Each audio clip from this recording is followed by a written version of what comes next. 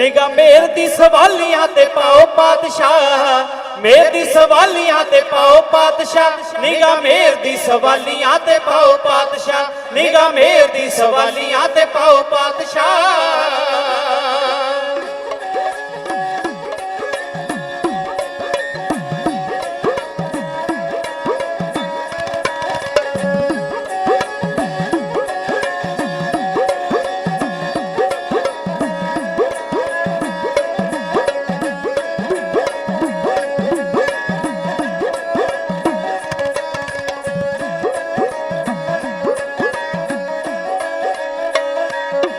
तू साहिब मेहरबान तेरी बड़ी वडियाई, इथों मंगदी है दाता जुगा जुगा तो लकाई। तू साहिब मेहरबान तेरी बड़ी वडियाई, इथों मंगदी है दाता जुगा जुगा तो लकाई। एक सेवकां दी रीझ भी पगाओ पातशाह, सेवकां दी रीझ भी पगाओ पातशाह।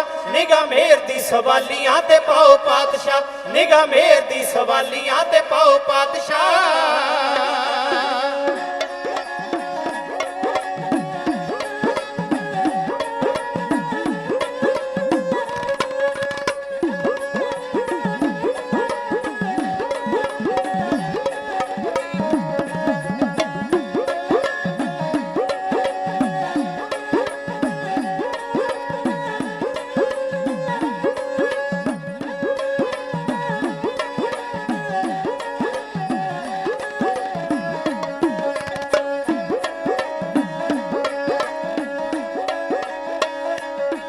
तेरे चरना दे नाल जावे वधदी परी, तेरा नाम ले जवानो मन हो जे ठंडा सी। तेरे चरना दे नाल जावे वधदी परी, तेरा नाम ले जवानो मन हो जे ठंडा सी। सब हिरदे दी तपश मटाओ पातशाह, हिरदे दी तपश मटाओ पातशाह। निगाह मेर दी सवालियां ते पाओ पातशाह, निगाह मेर दी सवालियां ते पाओ पातशाह।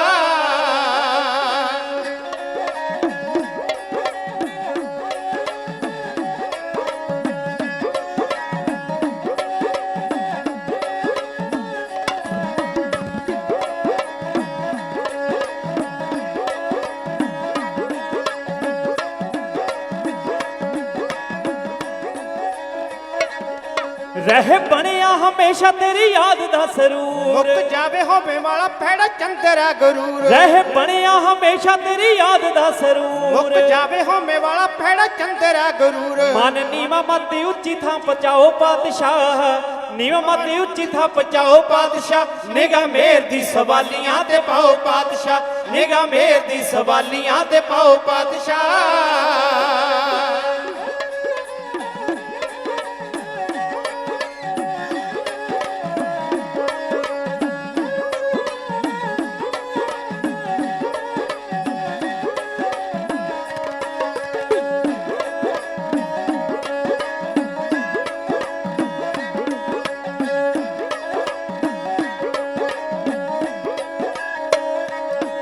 शुभ गुणा वाला मत विच करो प्रकाश, तत घोर अंगियार दा हनेरा होवे नाश। शुभ गुणा वाला मत विच करो प्रकाश, तत घोर अंगियार दा हनेरा होवे नाश। दीवा आत्म ज्ञान दा जगाओ पातशाह, ਆਤਮ ਗਿਆਨ ਦਾ ਜਗਾਓ ਪਾਤਸ਼ਾਹ ਨਿਗਾਹ ਮੇਰ ਦੀ ਸਵਾਲੀਆਂ ਤੇ ਪਾਓ ਪਾਤਸ਼ਾਹ ਨਿਗਾਹ ਮੇਰ ਦੀ ਸਵਾਲੀਆਂ ਤੇ ਪਾਓ ਪਾਤਸ਼ਾਹ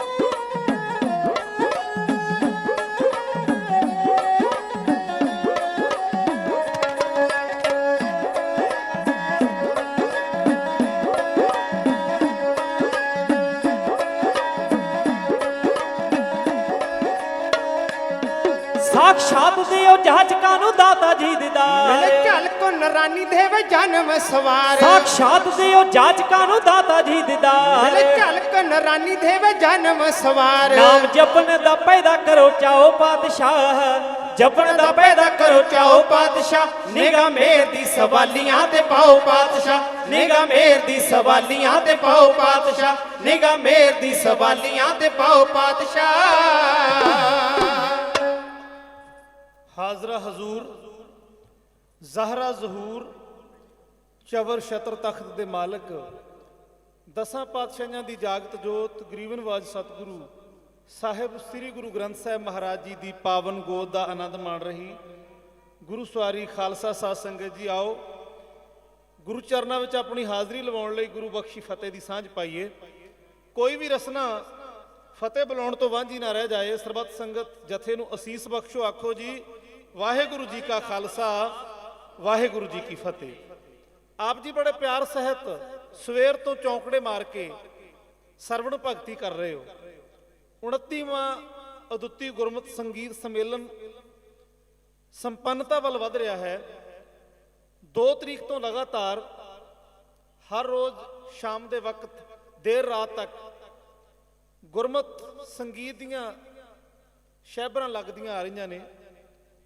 ਅੱਜ ਆਖਰੀ ਦਿਨ ਹੈ ਢਾਡੀ ਜਥੇ ਨੂੰ ਆਪ ਸੰਗਤ ਦੇ ਚਰਨ ਪਰਸਣ ਦਾ ਸਮਾਂ ਮਿਲਿਆ ਅੱਜ ਦਾ ਇਸ ਵਾਰ ਦਾ ਸਾਲਾਨਾ ਅਦੁੱਤੀ ਗੁਰਮਤਿ ਸੰਗੀਤ ਸੰਮੇਲਨ ਸਤਿਗੁਰੂ ਨਾਨਕ ਦੇਵ ਮਹਾਰਾਜ ਜੀ ਦੇ 551ਵੇਂ ਪ੍ਰਕਾਸ਼ ਪੁਰਬ ਦੇ ਤੌਰ ਤੇ ਵੀ ਮਨਾਇਆ ਜਾ ਰਿਹਾ ਹੈ ਤੇ ਸਤਿਗੁਰੂ 9ਵੇਂ ਪਾਤਸ਼ਾਹ ਗੁਰੂ ਤੇਗ ਬਹਾਦਰ ਮਹਾਰਾਜ ਜੀ ਦੇ 400 ਸਾਲਾ ਪ੍ਰਕਾਸ਼ ਪੁਰਬ ਨੂੰ ਵੀ ਸਮਰਪਿਤ ਹੈ ਮੇਰੇ ਤੋਂ ਪਹਿਲਾਂ ਆਪ ਜੀ ਨੇ ਪੰਥ ਦੀਆਂ ਬੜੀਆਂ ਮਾਣਮੱਤੀਆਂ ਸ਼ਖਸੀਅਤਾਂ ਸੰਤਾਂ ਮਹਾਪੁਰਸ਼ਾਂ ਤੇ ਵਿਦਵਾਨਾਂ ਪਾਸੋਂ ਬੜੇ ਕੀਮਤੀ ਤੇ ਅਮੋਲਕ ਵਿਚਾਰ ਸਰਵਣ ਕੀਤੇ ਨੇ ਸਮਾਂ ਬੜਾ ਸੀਮਤ ਹੈ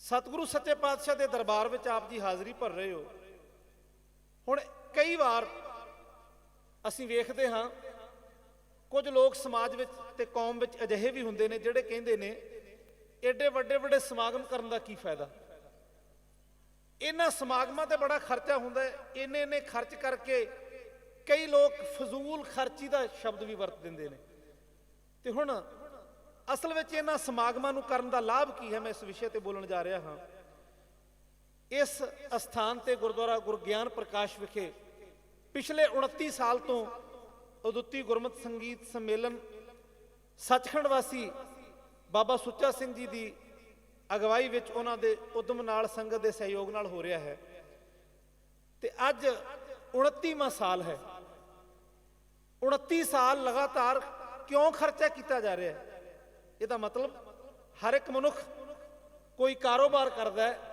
ਕੋਈ ਨੌਕਰੀ ਕਰਦਾ ਹੈ ਕੋਈ ਕਿਸੇ ਕਿੱਤੇ ਨਾਲ ਜੁੜਿਆ ਕੋਈ ਕਿਸੇ ਕੰਮ ਨਾਲ ਜੁੜਿਆ ਆਪਣੇ ਰੋਜ਼ਗਾਰ ਲਈ ਹਰ ਇੱਕ ਮਨੁੱਖ ਮਿਹਨਤ ਕਰਦਾ ਹੈ ਤੇ ਜੇ ਕਿਸੇ ਕੰਮ ਵਿੱਚ ਉਸ ਨੂੰ ਲਾਭ ਹੁੰਦਾ ਹੈ ਫਾਇਦਾ ਹੁੰਦਾ ਫਿਰ ਉਹ ਉਸ ਕੰਮ ਨੂੰ ਕਰਦਾ ਵਰਨਾ ਬਹੁਤ ਸਾਰੇ ਲੋਕ ਕਿਸੇ ਧੰਦੇ ਵਿੱਚੋਂ ਕਿਸੇ ਕਿਰਤ ਵਿੱਚੋਂ ਕਿਸੇ ਕੰਮ ਵਿੱਚੋਂ ਕਿਸੇ ਕਿੱਤੇ ਵਿੱਚੋਂ ਨਫਾ ਨਾ ਹੋਵੇ ਤੇ ਉਸ ਕਿੱਤੇ ਨੂੰ ਛੱਡ ਕੇ ਹੋਰ ਕਿੱਤਾ ਅਪਣਾ ਲੈਂਦੇ ਨੇ ਮਹਾਪੁਰਸ਼ ਜਵੱਦੀ ਟਕਸਾਲ 29 ਸਾਲ ਤੋਂ ਗੁਰਮਤਿ ਸੰਗੀਤ ਸੰਮੇਲਨ ਕਰ ਰਹੀ ਹੈ ਦਾ ਮਤਲਬ ਸਾਫ਼ ਹੈ ਕਿ ਲਾਭ ਹੋ ਰਿਹਾ ਹੈ ਕੌਮ ਨੂੰ ਕੋਈ ਫਾਇਦਾ ਹੋ ਰਿਹਾ ਹੈ ਤੇ ਇਸ ਫਾਇਦੇ ਨੂੰ ਤੁਸੀਂ ਆਪਣੇ ਘਰਾਂ ਵਿੱਚ ਬੈਠ ਕੇ ਵੇਖ ਸਕਦੇ ਹੋ ਤੁਸੀਂ ਆਖੋਗੇ ਉਹ ਕਿਵੇਂ ਸੱਚਖੰਡ ਸ੍ਰੀ ਹਰਿਮੰਦਰ ਸਾਹਿਬ ਤੋਂ ਹਰ ਰੋਜ਼ ਲਾਈਵ ਟੈਲੀਕਾਸਟ ਹੁੰਦਾ ਤੁਸੀਂ ਗੁਰਬਾਣੀ ਦਾ ਕੀਰਤਨ ਸਰਵਣ ਕਰਦੇ ਹੋ ਤੇ ਸੱਚਖੰਡ ਸ੍ਰੀ ਹਰਿਮੰਦਰ ਸਾਹਿਬ ਵਿੱਚ ਸਾਡੀ ਕੌਮ ਦੇ ਵਿਦਵਾਨਾਂ ਨੇ ਸਾਡੀ ਕੌਮ ਦੇ ਆਗੂਆਂ ਨੇ ਸਾਡੇ ਸਿੰਘ ਸਾਹਿਬਾਨ ਨੇ ਬੜਾ ਸੁਚੱਜਾ ਇੱਕ ਫੈਸਲਾ ਪਿਛਲੇ ਸਾਲਾਂ ਵਿੱਚ ਲਿਆ ਕਿ ਦਰਬਾਰ ਸਾਹਿਬ ਵਿੱਚ ਤੰਤੀ ਸਾਜ਼ਾਂ ਦੀ ਵਰਤੋਂ ਕੀਤੀ ਜਾਏ। ਵਰਤੋਂ ਸ਼ੁਰੂ ਹੋਈ, ਕੋਈ ਵੀ ਜਥਾ ਹਾਜ਼ਰੀ ਭਰਨ ਲਈ ਬੈਠਦਾ ਤੇ ਇੱਕ ਤੰਤੀ ਸਾਜ਼ ਵਾਲਾ, ਭਾਵੇਂ ਤਾਊਸ ਹੋਵੇ, ਭਾਵੇਂ ਰਬਾਬ ਹੋਵੇ, ਭਾਵੇਂ ਸਰੰਦਾ ਹੋਵੇ, ਕੋਈ ਵੀ ਸਾਜ਼ ਹੋਵੇ, ਇੱਕ ਸਾਜ਼ ਵੱਜਦਾ ਹੈ। ਤੇ ਤੁਸੀਂ ਵੇਖੋਗੇ ਜਿਹੜੇ ਤੰਤੀ ਸਾਜ਼ ਦਾ ਵਾਦਨ ਕਰਨ ਵਾਲੇ ਸਾਜਿੰਦੇ ਨੇ ਦਰਬਾਰ ਸਾਹਿਬ ਵਿੱਚ, ਉਹਨਾਂ ਵਿੱਚੋਂ ਬਹੁਤਾਤ ਜਵੱਦੀ ਟਕਸਾਲ ਦੇ ਵਿਦਿਆਰਥੀਆਂ ਦੀ ਹੈ। ਇਹ ਲਾਭ ਹੋ ਰਿਹਾ ਹੈ।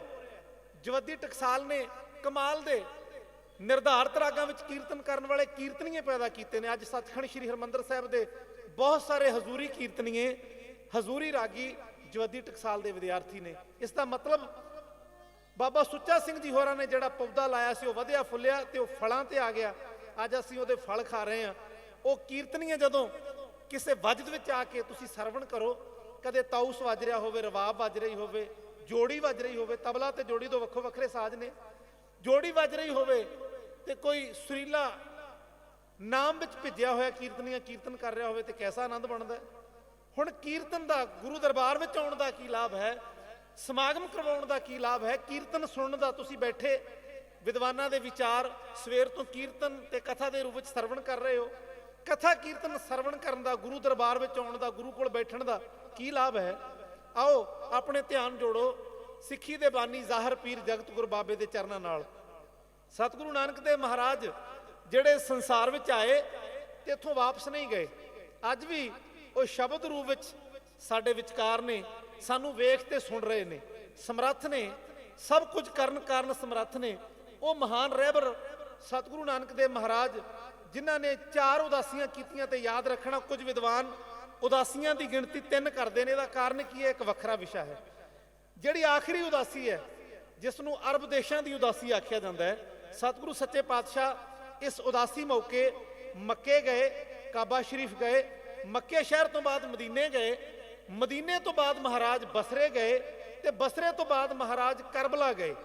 ਕਰਬਲਾ ਇੱਕ ਸ਼ਹਿਰ ਹੈ ਤੇ ਕਰਬਲਾ ਅੱਜ ਇਰਾਕ ਦਾ ਇੱਕ ਹਿੱਸਾ ਹੈ, ਇਰਾਕ ਦਾ ਸ਼ਹਿਰ ਹੈ। 7 ਲੱਖ ਦੀ ਆਬਾਦੀ ਹੈ ਤੇ ਬਗਦਾਦ ਤੋਂ ਲਗਭਗ 100 ਕਿਲੋਮੀਟਰ ਦੱਖਣ ਪੱਛਮ ਵਾਲੇ ਪਾਸੇ ਇਹ ਕਰਬਲਾ ਸ਼ਹਿਰ ਸਥਿਤ ਹੈ। ਹੁਣ ਸਤਿਗੁਰੂ ਨਾਨਕ ਦੇਵ ਮਹਾਰਾਜ ਜੀ ਦੇ ਜੀਵਨ ਨਾਲ ਸੰਬੰਧਿਤ ਆਪ ਜੀ ਨੇ ਬੜਾ ਕੁਝ ਸਰਵਣ ਕੀਤਾ ਹੋਵੇਗਾ। ਕੌਮ ਦੇ ਕਈ ਵਿਦਵਾਨਾਂ ਨੇ ਮੀਡੀਆ ਰਾਹੀਂ ਇਸ ਗੱਲ ਨੂੰ ਬਹੁਤ ਪ੍ਰਚਾਰਿਆ ਤੇ ਪ੍ਰਸਾਰਿਆ, ਔਰ ਸਾਡਾ ਫਰਜ਼ ਵੀ ਬਣਦਾ ਤਾਂ ਕਿ ਸਾਡਾ ਗੁਰੂ ਚਰਨਾਂ ਤੇ ਭਰੋਸਾ ਵੱਜੇ। ਸਤਿਗੁਰੂ ਨਾਨਕ ਦੇਵ ਮਹਾਰਾਜ ਜੀ ਦੀ ਅਰਬ ਫੇਰੀ ਬਾਰੇ ਇੱਕ ਕਿਤਾਬ ਕੌਮ ਦੇ ਬਹੁਤ ਉੱਚ ਕੋਟੀ ਦੇ ਵਿਦਵਾਨ ਸੈਯਦ ਪ੍ਰਿਥੀਪਾਲ ਸਿੰਘ, ਜਿਹੜੇ ਪਹਿਲਾਂ ਮੁਸਲਮਾਨ ਸਨ ਤੇ ਆਪਣੇ ਪਿਤਾ ਦੇ ਨਾਲ ਮੱਕੇ ਗਏ, ਉਹਨਾਂ ਨੇ ਅਧਿਐਨ ਕਰਦਿਆਂ ਇੱਕ ਕਿਤਾਬ ਹਾਸਲ ਕੀਤੀ ਜਿਸ ਦਾ ਨਾਮ ਹੈ ਸਿਆਤੋ ਬਾਬਾ ਨਾਨਕ। ਤੇ ਇਸ ਨੂੰ ਲਿਖਣ ਵਾਲਾ ਇੱਕ ਮੁਸਲਮਾਨ ਤਾਜਦੀਨ ਹੈ ਤੇ ਤਾਜਦੀਨ ਸਤਿਗੁਰੂ ਨਾਨਕ ਦੇਵ ਮਹਾਰਾਜ ਦੇ ਨਾਲ ਅਰਬ ਫੇਰੀ ਵਿੱਚ ਹਜ਼ੂਰ ਦੇ ਨਾਲ ਰਿਹਾ ਤੇ ਉਸਨੇ ਵਾਕਿਆਤ ਜੋ ਕੁਝ ਵਾਪਰਦਾ ਸੀ ਨੋਟ ਕੀਤਾ। ਉਹਦੇ ਵਿੱਚੋਂ ਸੈਯਦ ਪ੍ਰਿਥੀਪਾਲ ਸਿੰਘ ਹੋਰਾਂ ਨੇ ਕੁਝ ਵਾਕਿਆਤ ਲਿਖ ਕੇ ਲਿਆਂਦੇ ਤੇ ਉਸੇ ਤੋਂ ਪ੍ਰਭਾਵਿਤ ਹੋ ਕੇ ਉਹ ਸਿੰਘ ਸਜੇ ਵਿਦਵਾਨ ਬਣੇ, ਕੌਮ ਦੀ ਬੜੀ ਸੇਵਾ ਕੀਤੀ। ਉਹਦੇ ਵਿੱਚ ਇੱਕ ਗੱਲ ਵੱਖ-ਵੱਖ ਵਿਦਵਾਨਾਂ ਤੇ ਕੁਝ ਸੰਸਥਾਵਾਂ ਨੇ ਛਾਪ ਕੇ ਵੀ ਇੱਕ ਕਿਤਾਬਚੇ ਦੇ ਪੈਂਫਲੇਟ ਦੇ ਰੂਪ ਵਿੱਚ ਵੰਡੀ ਹੈ। ਹੁਣ ਤਾਜਦੀਨ ਨੇ ਇੱਕ ਘਟਨਾ ਦਾ ਜ਼ਿਕਰ ਕੀਤਾ ਹੈ। ਕਰਬਲਾ ਸ਼ਹਿਰ ਵਿੱਚ ਘਟਨਾ ਹੋਈ। ਸਤਿਗੁਰੂ ਨਾਨਕ ਦੇਵ ਮਹਾਰਾਜ ਕਰਬਲਾ ਸ਼ਹਿਰ ਵਿੱਚ ਗਏ ਤੇ ਹਜ਼ੂਰ ਦਾ ਸੁਭਾਅ ਸੀ ਸ਼ਹਿਰ ਤੋਂ ਕੁਝ ਵੱਖਰੇ ਹੋ ਕੇ ਕੁਝ ਇਕਾਂਤ ਵਿੱਚ ਜਾ ਕੇ ਬਿਰਾਜਦੇ ਸਨ। ਸਤਿਗੁਰੂ ਨਾਨਕ ਦੇਵ ਮਹਾਰਾਜ ਕਰਬਲਾ ਸ਼ਹਿਰ ਤੋਂ ਬਾਰ-ਬਾਰ ਕਬਰਸਤਾਨ ਵਿੱਚ ਜਾ ਬਿਰਾਜੇ, ਜਿੱਥੇ ਕਬਰਾਂ ਸਨ, ਜਿੱਥੇ ਮੁਰਦੇ ਦਫਨਾਏ ਜਾਂਦੇ ਸਨ। ਆਮ ਲੋਕ ਕਬਰਾਂ ਤੋਂ, ਸ਼ਮਸ਼ਾਨ ਭੂਮੀ ਤੋਂ ਡਰਦੇ ਨੇ, ਪਰ ਮੇਰਾ ਬਾਬਾ ਜਿਹੜਾ ਕਹਿੰਦਾ ਹੈ, ਸਤਿਗੁਰੂ ਕਹਿੰਦਾ ਪੰਜਵੇਂ ਜਾਮੇ ਵਿੱਚ ਨਿਰਭਉ ਜਪੈ ਸਗਲ ਭਉ ਮਿਟੈ, ਉਹ ਸਤਿਗੁਰੂ ਲੋਕਾਂ ਦੇ ਡਰ ਦੂਰ ਕਰਨ ਵਾਲਾ, ਨਾਮ ਦੀ ਸੁਗੰਧੀ ਵੰਡਣ ਵਾਲਾ ਪਾਤਸ਼ਾਹ ਕਬਰਸਤਾਨ ਵਿੱਚ ਬੈਠਾ ਹੈ। ਤੇ ਸਤਿਗੁਰੂ ਸੱਚੇ ਪਾਤਸ਼ਾਹ ਕਬਰਸਤਾਨ ਵਿੱਚ ਕੀ ਕਰਦੇ ਨੇ? ਭਾਈ ਮਰਦਾਨਾ ਜੀ ਦੀ ਰਬਾਬ ਗੂੰਜ ਰਹੀ ਹੈ, ਸਤਿਗੁਰੂ ਸੱਚੇ ਪਾਤਸ਼ਾਹ ਇਲਾਹੀ ਬਾਣੀ ਦਾ ਕੀਰਤਨ ਕਰ ਰਹੇ ਨੇ। ਸਤਿਗੁਰੂ ਸੱਚੇ ਪਾਤਸ਼ਾਹ ਜੀ ਦੀ ਰਸਨਾ ਤੋਂ ਨਿਕਲਿਆ ਹੋਇਆ ਸ਼ਬਦ ਤੇ ਬਾਬੇ ਮਰਦਾਨੇ ਦੀ ਵੱਜੀ ਹੋਈ ਰਬਾਬ, ਦੋਨੋਂ ਚੀਜ਼ਾਂ ਰਾਗ ਤੇ ਨਾਦ ਜਦੋਂ ਸੰਮਿਲਿਤ ਹੋ ਕੇ ਕਿਸੇ ਮਨੁੱਖ ਦੇ ਕੰਨਾਂ ਵਿੱਚ ਪੈ ਜਾਂਦੀਆਂ, ਮਨੁੱਖ ਤਾਂ ਕੀ ਪੰਛੀ ਉੜਦੇ ਹੋਏ ਆਕਾਸ਼ ਵਿੱਚੋਂ ਸੁਣਨ ਲਈ ਮਜਬੂਰ ਹੋ ਜਾਂਦੇ ਸਨ। ਹੁਣ ਫੁੱਲ ਖਿੜਿਆ ਹੋਵੇ, ਭੌਰਿਆਂ ਨੂੰ ਸੱਦਾ ਦੇਣ ਦੀ ਲੋੜ ਨਹੀਂ ਪੈਂਦੀ। ਕਬਰਸਤਾਨ ਵਿੱਚ ਗੁਰੂ ਨਾਨਕ ਦੀ ਪਿਆਰੀ ਤੇ ਮਿੱਠੀ ਆਵਾਜ਼, ਸਤਿਗੁਰੂ ਪਾਤਸ਼ਾਹ ਜੀ ਦੀ ਰਸਨਾ ਤੋਂ ਨਿਕਲਣ ਵਾਲੀ ਰੱਬੀ ਬਾਣੀ ਦੇ ਸ਼ਬਦ ਸੁਣਨ ਲਈ, ਕੀਰਤਨ ਸੁਣਨ ਲਈ ਮੁਸਲਮਾਨ ਵੀਰ ਇਕੱਤਰ ਹੋਣੇ ਸ਼ੁਰੂ ਹੋ ਗਏ। ਸਤਿਗੁਰੂ ਸੱਚੇ ਪਾਤਸ਼ਾਹ ਦੇ ਚਰਨਾਂ ਵਿੱਚ ਇਹ ਘਟਨਾ ਨੂੰ ਲਿਖਣ ਵਾਲਾ ਤਾਜਦੀਨ ਵੀ ਹੈ। ਉਹ ਕਹਿੰਦਾ ਇੱਕ ਬੀਬੀ ਹਰ ਰੋਜ਼ ਆਉਂਦੀ ਹੈ, ਉਸ ਦਾ ਨਾਂ ਹੈ ਸਲੀਮਾ, ਤੇ ਉਸ ਬੀਬੀ ਨੂੰ ਐਸਾ ਸੰਗਤ ਵਿੱਚੋਂ ਆਨੰਦ ਕੀਰਤਨ ਵਿੱਚੋਂ ਐਸੀ ਜੀਵਨ ਦੀ ਰੌਂ ਮਿਲੀ, ਉਸ ਬੀਬੀ ਦਾ ਚੌਂਕੜਾ ਵੱਜਣ ਲੱਗ ਗਿਆ, ਸਮਾਧੀ ਲੱਗਣ ਲੱਗ ਪਈ। ਸਤਿਗੁਰੂ ਪਾਤਸ਼ਾਹ ਦੇ ਚਰਨਾਂ ਵਿੱਚ ਉਹ ਬੀਬੀ ਸਲੀਮਾ ਸਮਾਧੀ ਲਾ ਕੇ ਬੈਠੀ ਹੈ। ਅੱਜ ਸਤਿਗੁਰੂ ਨਾਨਕ ਦੇਵ ਮਹਾਰਾਜ ਨੇ ਉਸ ਬੀਬੀ ਨੂੰ ਇੱਕ ਹੁਕਮ ਕੀਤਾ, ਤਾਜਦੀਨ ਨੂੰ ਆਖਿਆ ਇਸ ਬੀਬੀ ਨੂੰ ਆਖੋ ਕਿ ਜਲਦੀ ਆਪਣੇ ਘਰ ਚਲੀ ਜਾਏ। ਹੁਣ ਬੀਬੀ ਨੇ ਹੁਕਮ ਸੁਣਿਆ, ਆਪਣੇ ਨੇਤਰ ਖੋਲੇ, ਜਲਦੀ ਨਾਲ ਉੱਠ ਕੇ ਗੁਰੂ ਬਾਬੇ ਦਾ ਹੁਕਮ ਵਜਾਉਣ ਲਈ ਸਤਿਗੁਰੂ ਪਾਤਸ਼ਾਹ ਦੇ ਚਰਨਾਂ ਨੂੰ ਛੋਹਣ ਲਈ ਆਈ। ਤੇ ਸਤਿਗੁਰੂ ਦੇ ਚਰਨ ਛੋਹ ਕੇ ਉਸ ਬੀਬੀ ਨੂੰ ਇੱਕ ਦਾਤ ਮਿਲੀ ਹੈ, ਜਿਸ ਦਾਤ ਨੂੰ ਕਈ ਵਾਰ ਬੰਦਾ ਸੈਂਕੜੇ ਜਨਮ ਤੜਫਦਾ ਰਹਿੰਦਾ ਪ੍ਰਾਪਤ ਕਰਨ ਲਈ। ਸਤਿਗੁਰੂ ਪਾਤਸ਼ਾਹ ਦੇ ਚਰਨਾਂ ਵਿੱਚੋਂ ਜਿਹੜੀ ਦਾਤ ਉਸ ਬੀਬੀ ਸਲੀਮਾ ਨੂੰ ਹਾਸਲ ਹੋਈ ਹੈ, ਉਸ ਦਾਤ ਦਾ ਖੁਲਾਸਾ ਜਗਦੇਵ ਸਿੰਘ ਜਾਚਕ ਦਾ ਢਾਡੀ ਜੱਥਾ, ਗੁਰਦੀਪ ਸਿੰਘ ਸਹੌਰ, ਜੱਸੀ ਸਿੰਘ ਹਮੀਦੀ ਤੇ ਸਰੰਗੀ ਮਾਸਟਰ ਰਣਜੀਤ ਸਿੰਘ ਲੱਖਾ ਇਉਂ ਕਰ ਰਹੇ ਹਨ।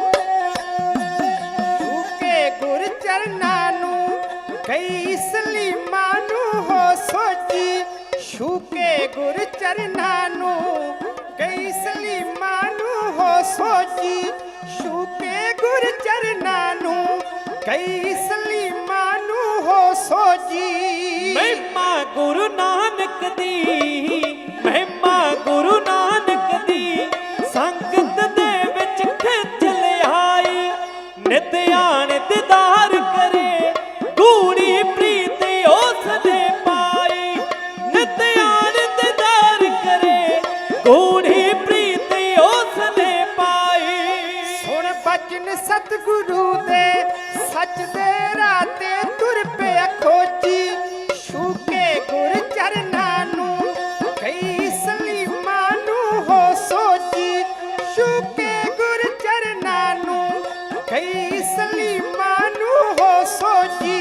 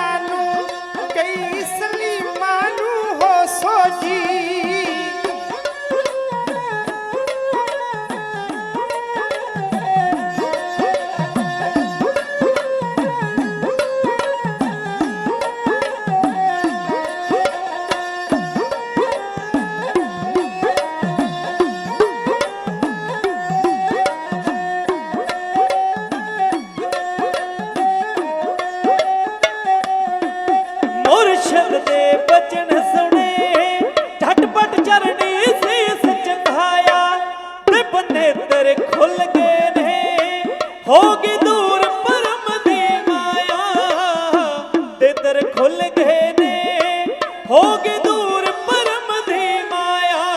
ਲੱਗ ਪਤਾ ਗਿਆ ਉਸ ਨੂੰ, ਲੱਗ ਪਤਾ ਗਿਆ ਉਸ ਨੂੰ।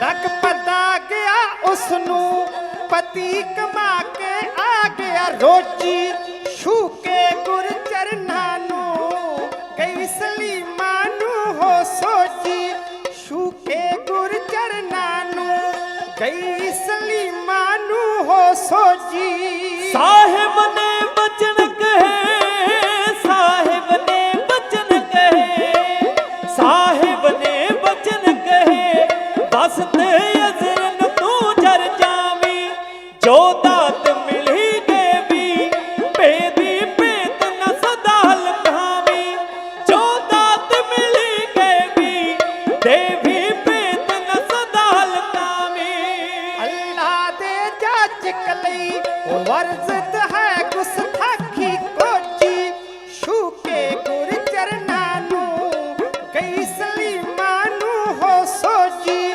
ਛੂ ਕੇ ਗੁਰ ਚਰਨਾਂ ਨੂੰ ਗਈ ਸਲੀਮਾਂ ਨੂੰ ਹੋ ਸੋਚੀ, ਛੂ ਕੇ ਗੁਰ ਚਰਨਾਂ ਨੂੰ ਗਈ ਸਲੀਮਾਂ ਨੂੰ ਹੋ ਸੋਚੀ। ਸਾਡੇ ਵਿਚਕਾਰ ਬਹੁਤ ਹੀ ਸਤਿਕਾਰਯੋਗ ਤਖਤ ਸ੍ਰੀ ਕੇਸਗੜ੍ਹ ਸਾਹਿਬ ਦੇ ਜਥੇਦਾਰ ਸਿੰਘ ਸਾਹਿਬ ਗਿਆਨੀ ਰਘਬੀਰ ਸਿੰਘ ਜੀ ਉਹ ਪਹੁੰਚੇ ਨੇ। ਉਹਨਾਂ ਨੂੰ ਜੀ ਆਇਆਂ ਆਖਦੇ ਹਾਂ। ਉਹਨਾਂ ਦੇ ਨਾਲ ਭਾਈ ਅਮਰਜੀਤ ਸਿੰਘ ਜੀ ਚਾਵਲਾ ਉਹ ਵੀ ਸਟੇਜ ਉੱਪਰ ਬਿਰਾਜਮਾਨ ਨੇ। ਬਹੁਤ ਹੀ ਸਤਿਕਾਰਯੋਗ ਜਦੋਂ ਅਸੀਂ ਗੁਰਮਤ ਸਮਾਗਮਾਂ ਦੀ ਗੱਲ ਕਰਦੇ ਹਾਂ, ਜਿੱਥੇ ਜਵੱਦੀ ਟਕਸਾਲ ਵੱਲੋਂ ਗੁਰਮਤ ਸੰਗੀਤ ਦੇ ਪ੍ਰਚਾਰ ਤੇ ਪ੍ਰਸਾਰ ਵਿੱਚ ਬਹੁਤ ਨਿੱਘਰ ਯੋਗਦਾਨ ਪਾਇਆ ਜਾ ਰਿਹਾ ਹੈ, ਉੱਥੇ ਅਸੀਂ ਜੇ ਨਾ ਜ਼ਿਕਰ ਕਰੀਏ ਤਾਂ ਮੈਂ ਸਮਝਾਂਗਾ ਬਹੁਤ ਵੱਡੀ ਕੁਤਾਹੀ ਹੋਵੇਗੀ। ਸੰਤ ਬਾਬਾ ਹਰਚਰਨ ਸਿੰਘ ਜੀ ਖਾਲਸਾ ਰਮਦਾਸਪੁਰ ਵਾਲੇ, ਉਹਨਾਂ ਵੱਲੋਂ ਨਿਰੰਤਰ ਲਗਾਤਾਰ ਲਗਭਗ ਹਰ ਰੋਜ਼ ਵਾਂਗ, ਹਰ ਰੋਜ਼ ਨਹੀਂ ਤੇ ਇੱਕ ਦਿਨ ਛੱਡ ਕੇ ਸਾਲ ਵਿੱਚ ਲਗਭਗ 250-300 ਸਮਾਗਮ ਕੀਤਾ ਜਾਂਦਾ ਹੈ। ਕੋਈ ਛੋਟੀ ਗੱਲ ਨਹੀਂ। ਤੇ ਮਹਾਪੁਰਸ਼ ਬੜੇ ਪਿਆਰ ਵਾਲੇ ਤੇ ਗੁਰਮਤ ਲਈ ਆਪਾ ਮਿਟਾਉਣ ਵਾਲੇ ਨੇ। ਉਹਨਾਂ ਵੱਲੋਂ ਉਹਨਾਂ ਦੇ ਬਹੁਤ ਹੀ ਸਤਿਕਾਰਯੋਗ ਸੇਵਾਦਾਰ ਭਾਈ ਸਾਹਿਬ ਭਾਈ ਜਸਵਿੰਦਰ ਸਿੰਘ ਜੀ ਪਹੁੰਚੇ ਨੇ। ਉਹਨਾਂ ਨੂੰ ਵੀ ਜੀ ਆਇਆਂ ਆਖਦੇ ਹਾਂ। ਸਮਾਂ ਬੜਾ ਸੀਮਤ ਹੈ।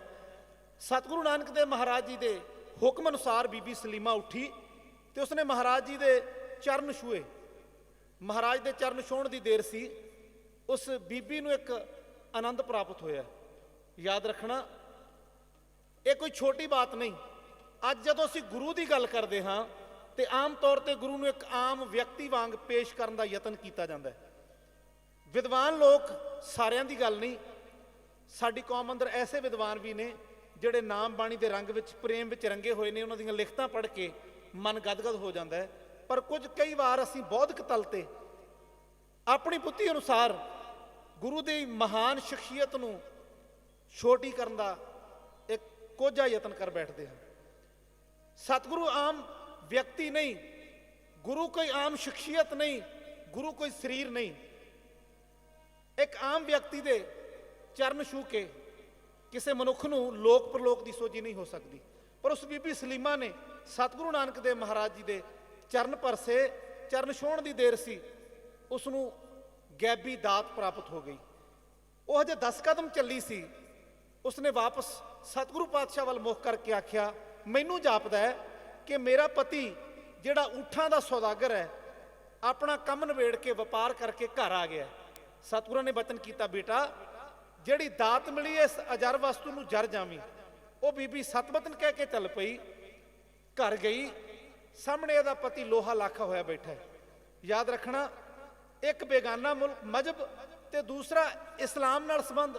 ਸਾਰੇ ਧਰਮ ਸਤਿਕਾਰਯੋਗ ਨੇ। ਇਸਲਾਮ ਮਤ ਬੜਾ ਪਵਿੱਤਰ ਮਤ ਹੈ। ਮੁਸਲਮਾਨ ਵੀਰ ਆਪਣੇ ਨੇਮਾਂ ਦੇ ਬੜੇ ਪਾਬੰਦ ਨੇ, ਸ਼ਰਅ ਦੇ ਪਾਬੰਦ ਨੇ। ਤੁਸੀਂ ਕਦੇ ਵੇਖੋ ਕੋਈ ਮੁਸਲਮਾਨ ਵੀਰ ਜਾ ਰਿਹਾ ਹੋਵੇ ਰਸਤੇ ਵਿੱਚੋਂ, ਨਮਾਜ਼ ਦਾ ਟਾਈਮ ਹੋ ਜਾਏ ਤੇ ਚੌਂਕੜਾ ਮਾਰ ਕੇ ਰਸਤੇ ਵਿੱਚ ਬਹਿ ਕੇ ਨਮਾਜ਼ ਪੜ੍ਹਨ ਲੱਗ ਜਾਂਦਾ ਹੈ। ਤੇ ਆਪਣੇ ਨਾਲ ਵੱਲ ਅਸੀਂ ਧਿਆਨ ਮਾਰੀਏ ਕਿ ਕਦੇ ਅਸੀਂ ਆਪਣੇ ਨਿਤਨੇਮ ਪ੍ਰਤੀ ਦ੍ਰਿੜਤਾ ਤੇ ਪਰਪੱਕਤਾ ਵਿਖਾਈ ਹੈ। ਗੁਰੂ ਕਿਰਪਾ ਕਰੇ ਅਸੀਂ ਨਿਤਨੇਮ ਦੇ ਪਾਬੰਦ ਹੋ ਜਾਈਏ, ਸਾਡੀਆਂ ਸ਼ਤਾਬਦੀਆਂ ਗੁਰਪੁਰਬ ਮਨਾਏ ਸੰਮੇਲਨ ਕੀਤੇ ਹੋਏ ਸਫਲ ਹੋ ਜਾਣਗੇ। ਹੁਣ ਉਸ ਗੁਲਾਮ ਯਾਇਆ ਜਿਹੜਾ ਸਲੀਮਾ ਦਾ ਪਤੀ ਹੈ, ਉਸ ਨੂੰ ਲੋਕਾਂ ਨੇ ਆਖਿਆ ਜਦੋਂ ਪਿੰਡ ਆਇਆ, ਘਰ ਆਇਆ, ਉਹ ਗੁਲਾਮ ਯਾਇਆ ਤੂੰ ਬਾਹਰ ਵਪਾਰ ਕਰਦਾ ਫਿਰਦਾ, ਤੈਨੂੰ ਨਹੀਂ ਪਤਾ ਤੇਰੇ ਘਰ ਵਿੱਚ ਕੀ ਹੋ ਰਿਹਾ ਹੈ? ਉਹ ਕਹਿਣ ਲੱਗਾ ਕੀ ਹੋ ਰਿਹਾ ਹੈ? ਕਹਿਣ ਲੱਗੇ ਤੇਰੀ ਘਰਵਾਲੀ ਤੇਰੇ ਤੋਂ ਚੋਰੀ ਇੱਕ ਹਿੰਦੀ ਪੀਰ ਉਹਦੀ ਸਰੋਦ ਸੁਣ ਲਈ ਜਾਂਦੀ ਹੈ, ਇੱਕ ਹਿੰਦੀ ਪੀਰ ਦੀ ਸੰਗਤ ਵਿੱਚ ਜਾਂਦੀ ਹੈ। ਹੁਣ ਇਹ ਲੋਹਾ ਲਾਖਾ ਹੋ ਗਿਆ। ਸਲੀਮਾ ਘਰ ਨਹੀਂ ਸੀ, ਇਹਨੂੰ ਹੋਰ ਵੀ ਗੁੱਸਾ ਚੜ ਗਿਆ। ਜੋ ਕੁਝ ਲੋਕ ਕਹਿ ਰਹੇ ਨੇ ਬਿਲਕੁਲ ਸੱਚ ਹੋਵੇਗਾ, ਅੱਜ ਆ ਲੈਣ ਦੇ, ਮੈਂ ਪੁੱਛਾਂਗਾ। ਹੁਣ ਉਹ ਬੀਬੀ ਘਰ ਆਈ, ਪਤੀ ਨੂੰ ਘਰ ਵਿੱਚ ਬੈਠਿਆਂ ਵੇਖਿਆ, ਤੇ ਜਦੋਂ ਪਤੀ ਦੇ ਮੱਥੇ ਤੇ ਪਈਆਂ ਤਿਊੜੀਆਂ ਵੇਖੀਆਂ, ਬੀਬੀ ਨੂੰ ਸਮਝਦਿਆਂ ਦੇਰ ਨਾ ਲੱਗੀ। ਵੈਸੇ ਵੀ ਸਤਿਗੁਰੂ ਨਾਨਕ ਦੇਵ ਮਹਾਰਾਜ ਦੇ ਚਰਨਾਂ ਵਿੱਚੋਂ ਜਿਹੜੀ ਦਾਤ ਲਿਆਂਦੀ ਸੀ, ਅੱਜ ਇਹਦੇ ਤੋਂ ਜਰੀ ਨਹੀਂ ਜਾ ਰਹੀ। ਇਹਨੂੰ ਆਉਣ ਸਾਰ ਇਹਦਾ ਪਤੀ ਸਵਾਲ ਕਰਦਾ ਹੈ, ਕਿੱਥੋਂ ਆਈ ਹੈ? ਮੈਨੂੰ ਪਤਾ ਹੈ, ਤੂੰ ਮੇਰੇ ਤੋਂ ਚੋਰੀ ਕਿੱਥੇ ਜਾਨੀ ਹੈ? ਤੇ ਇਧਰ ਇਸ ਬੀਬੀ ਨੇ ਆਖਿਆ, ਮੈਂ ਦੱਸਾਂਗੀ ਬਾਅਦ ਵਿੱਚ ਮੈਂ ਕਿੱਥੇ ਜਾਨੀ ਆ, ਪਹਿਲਾਂ ਤੁਸੀਂ ਦੱਸੋ ਤੁਸੀਂ ਪ੍ਰਦੇਸ਼ ਵਿੱਚ ਕਤਲ ਹੋਣ ਤੋਂ ਕਿਵੇਂ ਬਚ ਗਏ? ਜਦੋਂ ਬੀਬੀ ਨੇ ਆਪਣੇ ਪਤੀ ਅੱਗੇ ਉਹਦੀ ਬੀਤੀ ਹੋਈ ਕੁਝ ਸ਼ਬਦਾਂ ਵਿੱਚ ਬਿਆਨ ਕੀਤੀ, ਉਹ ਇੱਕਦਮ ਸਿਰ ਤੋਂ ਪੈਰਾਂ ਤੱਕ ਕੰਬ ਉੱਠਿਆ, ਸੋਚਣ ਲੱਗ ਪਿਆ, ਜੋ ਕੁਝ ਮੇਰੇ ਨਾਲ ਹੋਇਆ ਹੈ ਕਿਸੇ ਨੂੰ ਨਹੀਂ ਪਤਾ, ਪਰ ਮੇਰੀ ਘਰਵਾਲੀ ਨੂੰ, ਸਲੀਮਾ ਨੂੰ ਕਿਵੇਂ ਪਤਾ ਲੱਗ ਗਿਆ? ਇਹਦੇ ਕੋਲ ਕਿਹੜੀ ਅੰਤਰਜਾਮਤਾ ਆ ਗਈ? ਹੁਣ ਦੋਨੋਂ ਜਾਣੇ ਆਪਸ ਵਿੱਚ ਵਾਰਤਾਲਾਪ ਕਰ ਰਹੇ ਨੇ। ਸਲੀਮਾ ਕੀ ਕਹਿ ਰਹੀ ਹੈ, ਉਹਦਾ ਪਤੀ ਗੁਲਾਮ ਯਾਇਆ ਕੀ ਕਹਿ ਰਿਹਾ ਹੈ। ਦੋਨਾਂ ਦੇ ਸਵਾਲ ਜਵਾਬ ਢਾਡੀ ਜਥੇ ਪਾਸੋਂ ਇੰਜ ਸਰਵਣ ਕਰੋ।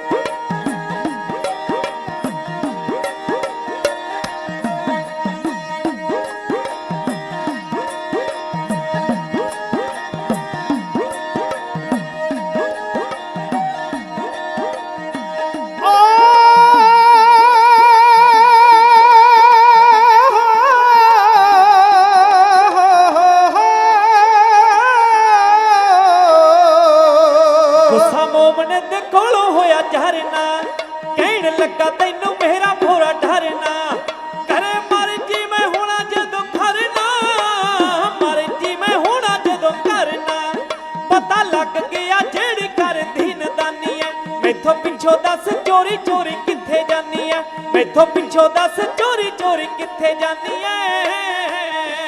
ਕੀਤੀ ਗਲਤੀ ਜਾਂ ਕੋਈ ਅਪਰਾਧ ਨਾ, ਕੀਤੀ ਗਲਤੀ ਜਾਂ ਕੋਈ ਅਪਰਾਧ ਨਾ, ਦਿਲੋਂ ਵਿਸਰੇ ਖੁਦਾ ਦੀ ਕਦੇ ਯਾਦ ਨਾ, ਜਿਹਦੇ ਨਾਮ ਜਿਹਾ ਦੂਸਰਾ ਸਵਾਦ ਨਾ, ਕਦੇ ਅੱਲਾ ਦਾ ਪਿਆਰਾ ਪਾਪ ਚ ਨਾ ਕਰਕੇ, ਤੁਸੀਂ ਬਚ ਕੇ ਕਤਲ ਹੋਣ ਮੇਰੇ ਕਰਕੇ, ਤੁਸੀਂ ਬਚ ਕੇ ਕਤਲ ਹੋਣ ਮੇਰੇ ਕਰਕੇ।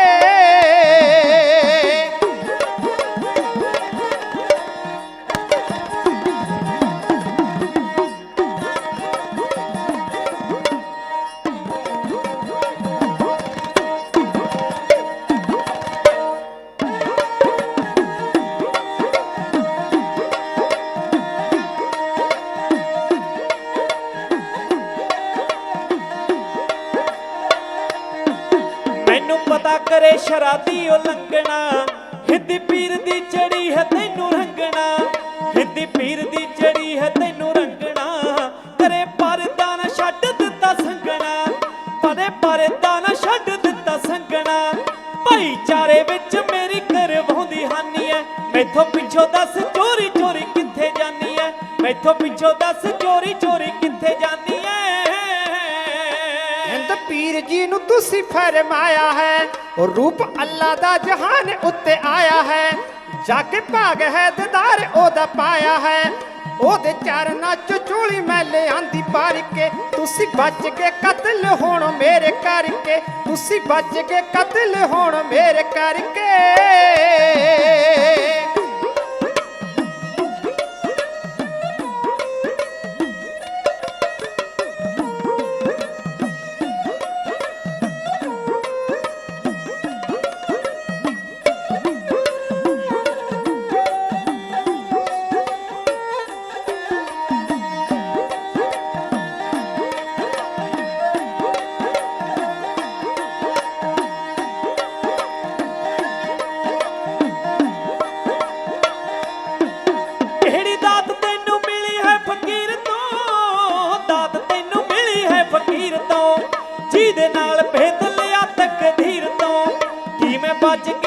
ਹੀ ਦੇ ਅਖੀਰ ਤੋਂ ਕਿਵੇਂ ਮੇਰੀ ਹੱਡ ਬੀਤੀ ਸੱਚ ਤੂੰ ਬਿਆਨੀ ਐ ਮੈਥੋਂ ਪਿੱਛੋਂ ਦੱਸ ਚੋਰੀ ਚੋਰੀ ਕਿੱਥੇ ਜਾਨੀ ਐ ਮੈਥੋਂ ਪਿੱਛੋਂ ਦੱਸ ਚੋਰੀ ਚੋਰੀ ਕਿੱਥੇ ਜਾਨੀ ਐ ਮਿਲੇ ਕਈਆਂ ਨੂੰ ਤਾਂ ਕਾਲ ਕੇ ਨਾ ਖਾਲਣਾ ਮਿਲੇ ਕਈਆਂ ਨੂੰ ਤਾਂ ਕਾਲ ਕੇ ਨਾ ਖਾਲਣਾ ਮੈਨੂੰ ਪਿਆ ਨਾ ਜ਼ਫਰ ਕੋਈ ਚਾਲਣਾ ਕੀਤੀ ਜਾਂਚ ਕੇ ਨੇ ਹੁਕਮ ਦੀ ਪਾਲਣਾ ਦਾਤ ਮਿਲੀ ਸੀਸ ਗੁਰੂ ਚਰਨਾਂ ਤੇ ਧਰ ਕੇ ਤੁਸੀਂ ਬਚ ਕੇ ਕਤਲ ਹੋਣੋ ਮੇਰੇ ਕਰਕੇ ਮੈਥੋਂ ਪਿੱਛੋਂ ਦੱਸ ਚੋਰੀ ਚੋਰੀ ਕਿੱਥੇ ਜਾਨੀ ਐ ਤੁਸੀਂ ਬਚ ਕੇ ਕਤਲ ਹੋਣੋ ਮੇਰੇ ਕਰਕੇ ਮੈਥੋਂ ਪਿੱਛੋਂ ਦੱਸ ਚੋਰੀ ਚੋਰੀ ਕਿੱਥੇ ਜਾਨੀ ਐ ਤੁਸੀਂ ਬਚ ਕੇ ਕਤਲ ਹੋਣੋ ਮੇਰੇ ਕਰਕੇ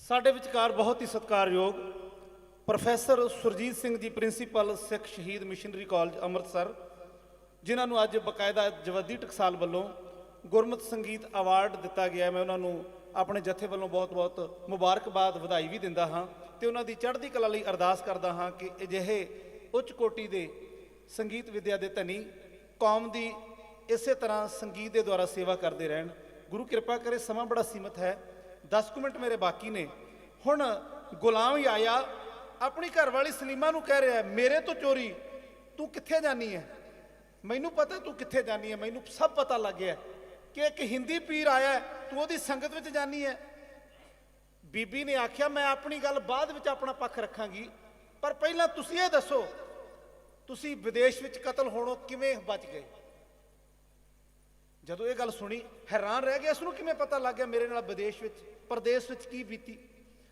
ਇਸ ਨੇ ਆਪਣੀ ਕਹਾਣੀ ਬਿਆਨਣੀ ਸ਼ੁਰੂ ਕਰ ਦਿੱਤੀ ਕਹਿਣ ਲੱਗਾ ਮੈਂ ਊਠ ਲੈ ਕੇ ਊਠਾਂ ਦਾ ਕਾਫਲਾ ਲੈ ਕੇ ਜਾ ਰਿਹਾ ਸੀ ਜਦੋਂ ਮਿਸਰ ਦੇ ਲਾਗੇ ਪੁੱਜਾ ਮੇਰਾ ਇੱਕ ਊਠ ਅੰਗੂਰਾਂ ਦੇ ਇੱਕ ਲਾਗਲੇ ਬਾਗ ਵਿੱਚ ਜਾ ਵੜਿਆ ਅੰਗੂਰਾਂ ਦੀ ਇੱਕ ਟਾਹਣੀ ਤੋੜੀ ਬਾਗ ਦੇ ਮਾਲਕ ਨੇ ਵੇਖਿਆ ਗੁੱਸੇ ਵਿੱਚ ਆ ਕੇ ਮੇਰੇ ਊਠ ਨੂੰ ਇੱਕ ਵੱਟਾ ਇੱਕ ਪੱਥਰ ਮਾਰ ਦਿੱਤਾ ਪੱਥਰ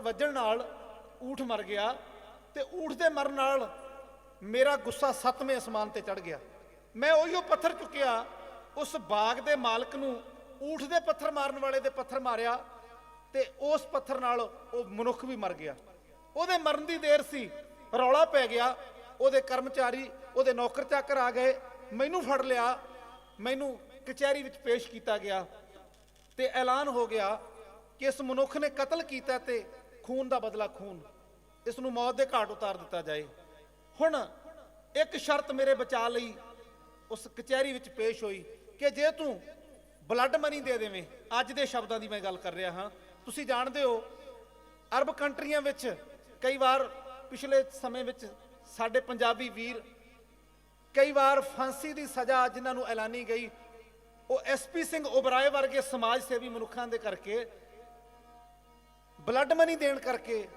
ਰਿਹਾ ਕਰ ਦਿੱਤੇ ਗਏ ਕਤਲ ਦੇ ਬਦਲੇ ਕੁਝ ਪੈਸੇ ਦੇ ਦੇਣੇ ਉਹਨੂੰ ਬਲੱਡ ਮਨੀ ਕਹਿੰਦੇ ਨੇ ਗੁਲਾਮ ਆਇਆ ਕਹਿਣ ਲੱਗਾ ਮੇਰੇ ਅੱਗੇ ਸ਼ਰਤ ਰੱਖ ਦਿੱਤੀ ਗਈ ਕਿ ਇੰਨੇ ਪੈਸੇ ਦੇ ਤੇਰੀ ਜਾਨ ਬਖਸ਼ ਦਿੱਤੀ ਜਾਏਗੀ ਪਰ ਜਿੰਨੇ ਪੈਸੇ ਮੰਗੇ ਗਏ ਉਹ ਪੈਸੇ ਮੇਰੇ ਕੋਲ ਨਹੀਂ ਸਨ ਮੇਰੇ ਕੋਲ ਬੜੇ ਥੋੜੇ ਸਨ ਹਾਂ ਇੱਕ ਰਸਤਾ ਸੀ ਜੇ ਮੈਨੂੰ ਕਿਸੇ ਦੀ ਜ਼ਾਮਨੀ ਤੇ ਛੱਡ ਦਿੱਤਾ ਜਾਂਦਾ ਤੇ ਮੈਂ ਆਪਣੇ ਘਰ ਆ ਕੇ ਪੈਸੇ ਲਿਜਾ ਸਕਦਾ ਸੀ ਪਰ ਉੱਥੇ ਮੇਰਾ ਕੋਈ ਜਾਣਕਾਰ ਨਹੀਂ ਸੀ ਮੇਰਾ ਜਾਮਨ ਕੌਣ ਬਣਦਾ ਪਰ ਅਚਾਨਕ ਜਦੋਂ ਮੈਂ ਦੁਚਿੱਤੀ ਵਿੱਚ ਸੀ ਪਛਤਾ ਰਿਹਾ ਸੀ ਕਾਸ਼ ਕੋਈ ਜਾਣਕਾਰ ਮਨੁੱਖ ਇੱਥੇ ਹੁੰਦਾ ਇੱਕ ਮਨੁੱਖ ਜਿਸ ਨੇ ਚਿੱਟੇ ਵਸਤਰ ਪਹਿਨੇ ਹੋਏ ਸਨ ਉਹਨੇ ਆ ਕੇ ਆਖਿਆ ਇਸ ਦੀ ਜ਼ਾਮਨੀ ਮੈਂ ਦਿੰਦਾ ਹਾਂ ਜਦੋਂ ਤੱਕ ਇਹ ਵਾਪਸ ਨਹੀਂ ਆਉਂਦਾ ਮੈਂ ਤੁਹਾਡੇ ਕੋਲ ਹਾਂ ਸਲੀਮਾ ਮੈਂ ਵਾਪਸ ਘਰ ਆਇਆ ਤੂੰ ਘਰ ਨਹੀਂ ਸੀ ਮੈਂ ਪੈਸੇ ਲੈ ਕੇ ਵਾਪਸ ਚਲਾ ਗਿਆ ਕਚਹਿਰੀ ਵਿੱਚ ਜਾ ਕੇ ਉਹ ਰਕਮ ਤਾਰ ਦਿੱਤੀ ਤੇ ਜਦੋਂ ਮੈਂ ਬਰੀ ਹੋ ਗਿਆ ਮੈਨੂੰ ਰਿਹਾ ਕਰ ਦਿੱਤਾ ਗਿਆ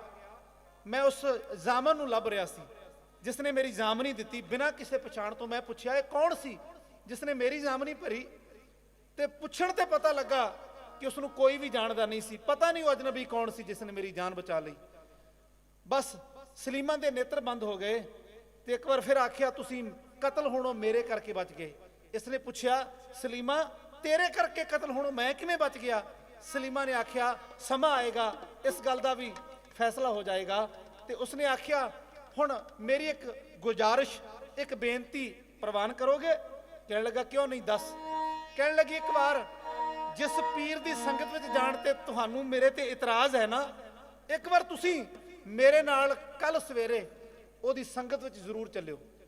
ਗੁਲਾਮ ਆਇਆ ਮੰਨ ਗਿਆ, ਰਾਤ ਬੀਤ ਗਈ, ਸਲੀਮਾ ਸੌਂ ਗਈ, ਪਰ ਗੁਲਾਮ ਆਇਆ ਨੂੰ ਸਲੀਮਾ ਦੇ ਸ਼ਬਦ ਕੰਨਾਂ ਵਿੱਚ ਅੱਜ ਵੀ ਵੱਜ ਕੇ ਇੱਕ ਸਾਹਮਣੇ ਪ੍ਰਸ਼ਨ ਚਿੰਨ੍ਹ ਲਾ ਰਹੇ ਨੇ ਕਿ ਮੈਂ ਸਲੀਮਾ ਕਰਕੇ ਕਤਲ ਹੋਣੋਂ ਕਿਵੇਂ ਬਚ ਗਿਆ। ਤੇ ਦੂਜੇ ਪਾਸੇ ਖਿਆਲ ਆਉਂਦਾ ਹੈ ਕਿ ਉਹ ਅਜਨਬੀ ਕੌਣ ਸੀ ਜਿਸ ਨੇ ਮੇਰੀ ਜਾਮਨੀ ਦਿੱਤੀ। ਰਾਤ ਬੀਤ ਗਈ, ਅੰਮ੍ਰਿਤ ਵੇਲਾ ਹੋਇਆ, ਇਧਰ ਸਤਿਗੁਰੂ ਨਾਨਕ ਦੇਵ ਮਹਾਰਾਜ ਅੰਮ੍ਰਿਤ ਵੇਲੇ ਕੀਰਤਨ ਕਰਦੇ ਸਨ ਤੇ ਉਸ ਕੀਰਤਨ ਨੂੰ ਸੁਣਨ ਲਈ ਬੀਬੀ ਸਲੀਮਾ ਵੀ ਜਾਂਦੀ ਸੀ ਆਪਣੇ ਪਤੀ ਨੂੰ ਨਾਲ ਲੈ ਕੇ। ਅੱਜ ਸਲੀਮਾ ਸਤਿਗੁਰੂ ਨਾਨਕ ਦੇਵ ਮਹਾਰਾਜ ਦੇ ਚਰਨਾਂ ਵਿੱਚ ਚਲੀ ਗਈ, ਕਿਉਂਕਿ ਹਾਲੇ ਦਿਨ ਨਹੀਂ ਚੜਿਆ, ਅੰਮ੍ਰਿਤ ਵੇਲਾ ਹੈ, ਸਤਿਗੁਰੂ ਪਾਤਸ਼ਾਹ ਦਾ ਚਿਹਰਾ ਵਿਖਾਈ ਨਹੀਂ ਦਿੰਦਾ। ਦੋਨੋਂ ਜਾਣੇ ਬੈਠ ਗਏ। ਸਲੀਮਾ ਬੰਦਗੀ ਵਿੱਚ ਜੁੜਦੀ ਸੀ, ਕੀਰਤਨ ਵਿੱਚ ਉਸ ਨੂੰ ਆਨੰਦ ਆਉਂਦਾ ਸੀ, ਤੇ ਦੂਜੇ ਪਾਸੇ ਗੁਲਾਮ ਆਇਆ ਜਿਹੜਾ ਪਹਿਲੇ ਦਿਨ ਸਤਿਗੁਰੂ ਨਾਨਕ ਦੇਵ ਮਹਾਰਾਜ ਦੀ ਸੰਗਤ ਵਿੱਚ ਆਇਆ ਸੀ, ਅੱਜ ਇਹਨੂੰ ਆਪਣੀ ਸੁੱਧ ਬੁੱਧ ਨਾ ਰਹੀ, ਕੀਰਤਨ ਸੁਣਦਾ ਰਿਹਾ। ਇਧਰ ਜਦੋਂ ਸਤਿਗੁਰੂ ਨਾਨਕ ਦੇਵ ਮਹਾਰਾਜ ਨੇ ਸ਼ਬਦ ਦਾ ਭੋਗ ਪਾਇਆ ਤੇ ਦਿਨ ਦਾ ਚੜਾ ਹੋਇਆ, ਚਾਨਣ ਹੋਇਆ, ਸਤਿਗੁਰੂ ਨਾਨਕ ਦੇਵ ਮਹਾਰਾਜ ਦੇ ਦੀਦਾਰ ਕੀਤੇ ਤੇ ਇੱਕਦਮ ਹੈਰਾਨੀ ਨਾਲ ਇਸ ਮਨੁੱਖ ਦੇ ਜ਼ੁਬਾਨ ਵਿੱਚੋਂ ਕੁਝ ਸ਼ਬਦ ਨਿਕਲੇ। ਕਹਿਣ ਲੱਗਾ, ਸਲੀਮਾ ਇਹ ਤਾਂ ਉਹੀਓ ਫਕੀਰ ਹੈ, ਇਹ ਉਹੀਓ ਜਾਮਨ ਹੈ ਜਿਹੜਾ ਫਕੀਰ ਸਾਹਮਣੇ ਬੈਠਾ ਹੈ, ਇਸੇ ਨੇ ਮੇਰੀ ਜਾਨ ਬਚਾਈ ਸੀ। ਜਿਵੇਂ ਸਤਿਗੁਰੂ ਨਾਨਕ ਦੇਵ ਮਹਾਰਾਜ ਜੀ ਦੇ ਨੂਰਾਨੀ ਚਿਹਰੇ ਦੇ ਦੀਦਾਰ ਕਰਕੇ ਉਹ ਗੁਲਾਮ ਆਇਆ ਆਪਣੀ ਪਤਨੀ ਨੂੰ ਸਤਿਗੁਰੂ ਨਾਨਕ ਦੇਵ ਮਹਾਰਾਜ ਬਾਰੇ ਕੁਝ ਗੱਲਾਂ ਕਹਿ ਰਿਹਾ। ਉਸ ਵਾਰਤਾ ਨੂੰ ਢਾਡੀ ਜਥੇ ਪਾਸੋਂ ਇਉਂ ਸਰਵਣ ਕਰੋ।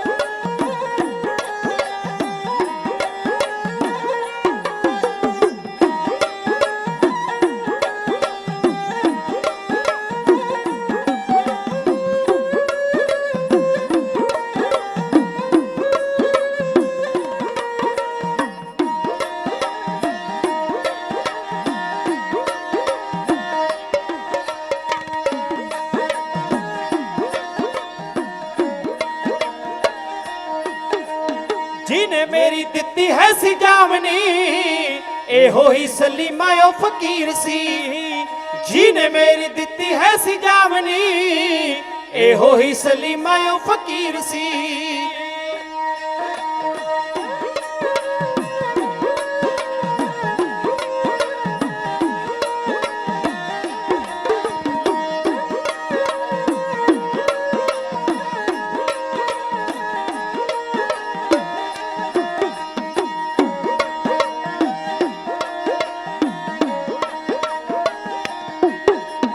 हद कोई रही ना हैरानी दी, जेरा जद तके हद तारदा। भाग जग हो गए दीदार ने, शुक्र हो पर बेदगार दा। हद कोई रही ना हैरानी दी, जेरा जद तके हद तारदा। भाग जग हो गए दीदार ने, शुक्र हो पर बेदगार दा। मौत मुंह हथ दे के कटिया, बदली को लैनी तकदीर सी। जिने मेरी दिती है सी जामनी, एहो ही सलीमा ओ फकीर सी। जिने मेरी दिती है सी जामनी, एहो ही सलीमा ओ फकीर सी।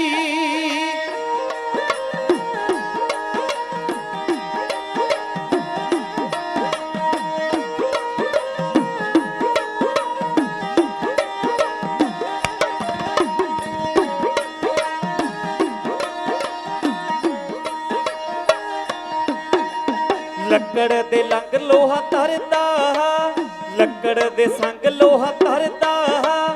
ਅੱਲਾ ਪਾਕ ਦੀ ਏ ਵਡਿਆਈ ਐ, ਖੋਰ ਸਾਡੇ ਕਸ਼ਟ ਨਿਵਾਰਨੇ, ਤਾਹੀ ਬਾਬੇ ਇੱਥੇ ਫੇਰੀ ਪਾਈ ਹੈ। ਲੱਕੜ ਦੇ ਸੰਗ ਲੋਹਾ ਧਰਦਾ, ਅੱਲਾ ਪਾਕ ਦੀ ਇਹ ਵਡਿਆਈ ਹੈ। ਖੋਰ ਸਾਡੇ ਕਸ਼ਟ ਨਿਵਾਰਨੇ, ਤਾਹੀ ਬਾਬੇ ਇੱਥੇ ਫੇਰੀ ਪਾਈ ਹੈ। ਹੋਰ ਨਾ ਕਿਸੇ ਤੋਂ ਪਿੱਛੇ ਮੁੜਦਾ, ਸੁੱਟਿਆ ਕਮਾਨ ਵਿੱਚੋਂ ਤੀਰ ਸੀ। ਜਿਹਨੇ ਮੇਰੀ ਦਿੱਤੀ ਹੈ ਸੀ ਜਾਮਨੀ, ਇਹੋ ਹੀ ਸਲੀਮਾ ਓ ਫਕੀਰ ਸੀ।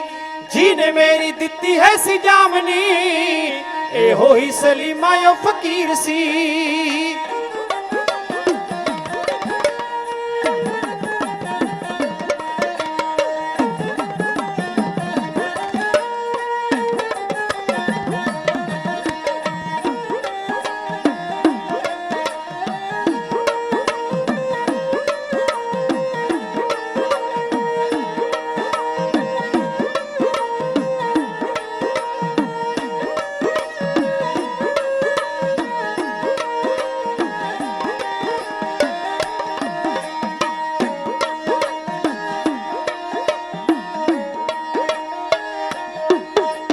ਔਖੀ ਵੇਰੇ ਮੇਰੇ ਕੋਲ ਆਪਣੇ, ਭਾਵੇਂ ਮੈਨੂੰ ਉਦੋਂ ਨਾ ਗਿਆਨ ਸੀ। ਸੋਚਿਆ ਮੈਂ ਭਰੀ ਜਿਸ ਜਾਮਨੀ, ਆਮ ਜਿਹਾ ਨੇਕ ਇਨਸਾਨ ਸੀ। ਔਖੀ ਵੇਲੇ ਮੇਰੇ ਕੋਲ ਆਪਣੇ, ਭਾਵੇਂ ਮੈਨੂੰ ਉਦੋਂ ਨਾ ਗਿਆਨ ਸੀ। ਸੋਚਿਆ ਮੈਂ ਭਰੀ ਜਿਸ ਜਾਮਨੀ, ਆਮ ਜਿਹਾ ਨੇਕ ਇਨਸਾਨ ਸੀ। ਪੁੱਛ ਗਿੱਛ ਕੀਤੀ ਬੜਾ ਭਲਿਆ, ਪੁੱਛ ਗਿੱਛ ਕੀਤੀ ਬੜਾ ਭਲਿਆ, ਪੁੱਛ ਗਿੱਛ ਕੀਤੀ ਬੜਾ ਭਲਿਆ, ਲੱਭਿਆ ਨਾ ਕੌਣ ਉਹ ਸਰੀਰ ਸੀ।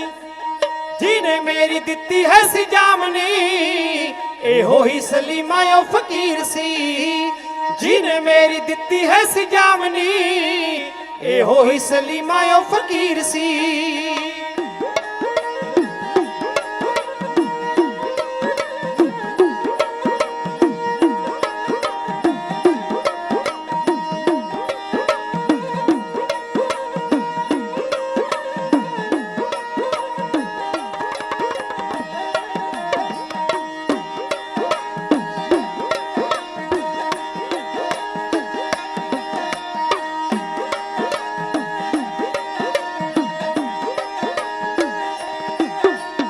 ਜਦੋਂ ਦੀ ਖਲਾਸੀ ਹੋਈ ਜਹਾਨ ਦੀ, ਜਦੋਂ ਦੀ ਖਲਾਸੀ ਹੋਈ ਜਹਾਨ ਦੀ, ਵਾਰ-ਵਾਰ ਸੀ ਖਿਆਲ ਆਮਦਾ। ਧੰਨਵਾਦ ਕਰਦਾ ਗਵਾਦਾ, ਦੋ ਪਲ ਕਿਤੇ ਰੁਕ ਜਾਮਦਾ। ਜਦੋਂ ਦੀ ਖਲਾਸੀ ਹੋਈ ਜਹਾਨ ਦੀ, ਵਾਰ-ਵਾਰ ਸੀ ਖਿਆਲ ਆਮਦਾ। ਧੰਨਵਾਦ ਕਰਦਾ ਗਵਾਦਾ, ਦੋ ਪਲ ਕਿਤੇ ਰੁਕ ਜਾਮਦਾ।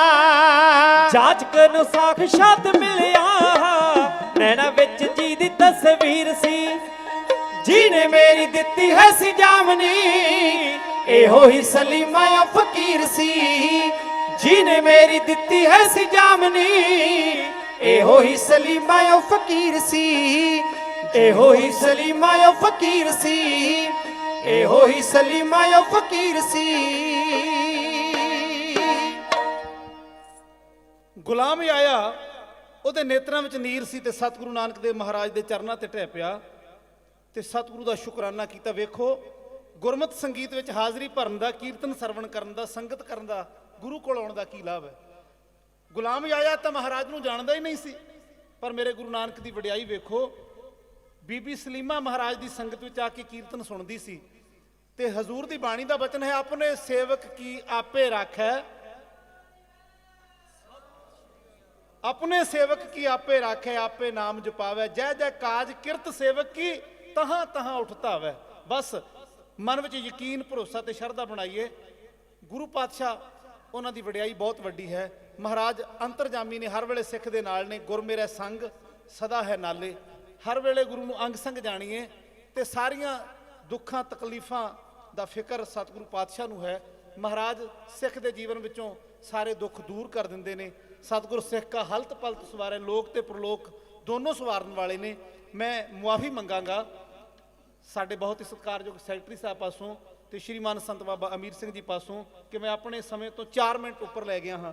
ਤੇ ਮੈਂ ਬੜੇ ਮਾਣ ਨਾਲ ਆਪਣਾ ਹੱਕ ਵੀ ਸਮਝਾਂਗਾ, ਕਿਉਂਕਿ ਲਗਭਗ 3-4 ਘੰਟੇ ਦਿੱਤੇ ਹੋਏ ਸਮੇਂ ਤੋਂ ਜ਼ਿਆਦਾ ਹੋ ਗਏ, ਪਰ ਮੈਨੂੰ ਕੋਈ ਗਿਲਾ ਨਹੀਂ।